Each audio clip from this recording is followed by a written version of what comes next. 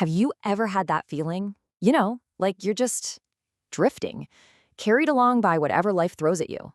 Well, today, we're going to dive into the timeless wisdom of Jim Rohn to figure out the real difference between a life of drift and a life of design. And, more importantly, how you can become the architect of your own future. I mean, this is the big question, isn't it? Why do some people build these incredible, successful lives while so many others just seem to float along? Is it just luck, your circumstances? Jim Rohn argued that the answer has nothing to do with what happens to us. Instead, it all comes down to a fundamental choice, a choice we get to make every single day. And that choice is between these two ways of living. On one side, you've got the reactor life. This is life on autopilot. You just react to traffic, to your email inbox, to what people say.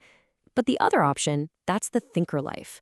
This is where you consciously put a little pause between what happens and how you respond. That tiny gap, according to Rohn, that's where all your power is. This quote just says it all, doesn't it? It perfectly captures the danger of drifting. If you're not intentional, if you're not designing your own life, you just end up being a character in someone else's story. And like Rohn says, they probably haven't planned much for you. That's the real cost of not having a plan. So, okay, how do we start designing our own plan? Where do we even begin? Well, the foundation, the real starting point for everything, it isn't your goals or your to-do list. It's something much, much deeper. It all starts with your personal philosophy. Now, your personal philosophy isn't some complicated academic thing. Not at all. It's simply the sum of what you know and what you believe. Think of it like the set of rails your life runs on.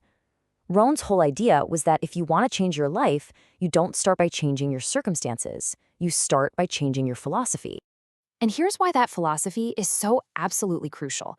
You see, you don't attract what you want in life. You attract what you are. Your outer world is really just a mirror of your inner world. So if you want more success, if you want more opportunity, you have to become more first. Think of it this way. Your philosophy isn't just a collection of passive beliefs you hold. No, it's the active tool you use to sort through all the raw material of life. It's the lens that determines if you see a setback as a complete disaster or as just another building block for the future you're creating.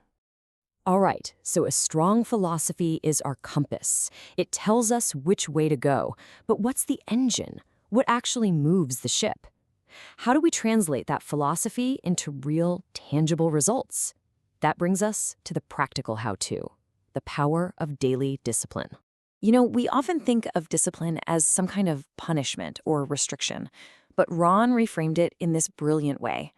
Discipline isn't a cage. It's the bridge that you consciously and deliberately build to get from where you are today to where you truly want to be. And right here, you can see the power of that bridge in action. A tiny discipline, something like reading just 10 pages of a good book a day, it seems totally insignificant, right? Just like skipping it does. But over time, those small choices compound. One path leads to a totally transformed life, and the other leads straight to regret. It's always the small daily choices that end up shaping our destiny. So how do you get started? With something simple. You don't have to completely overhaul your life overnight. Just win the morning. That's it. Take a quiet moment for yourself. Read just one page from a good book and figure out the one thing that's most important to do today. Rohn used to say, either you run the day or the day runs you. This is how you start running the day. And this all leads us to the ultimate outcome of this journey. Because once you have the right philosophy in place and you build the discipline to act on it, something amazing happens.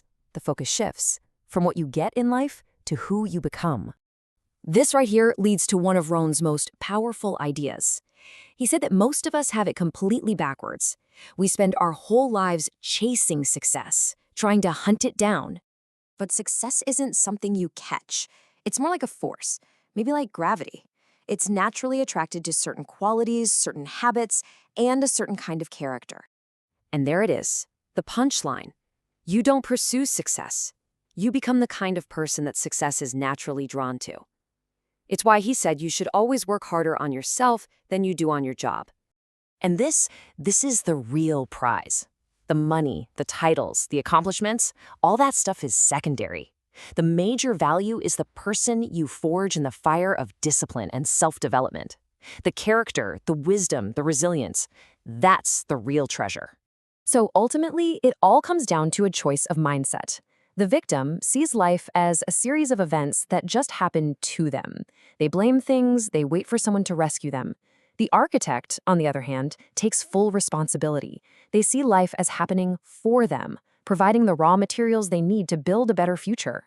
And this whole transformation, this entire shift from being a reactor to a thinker, from a victim to an architect, it all hinges on just one thing, one decision. You can't change your destination overnight, but as Rohn taught, you can change your direction overnight. It all starts with a single powerful choice to stop drifting and start designing. So think about that person, the one you once promised yourself you'd become, the one with more discipline, more focus, more wisdom. Are your actions today, right now, actually building that person? Or are they building someone else?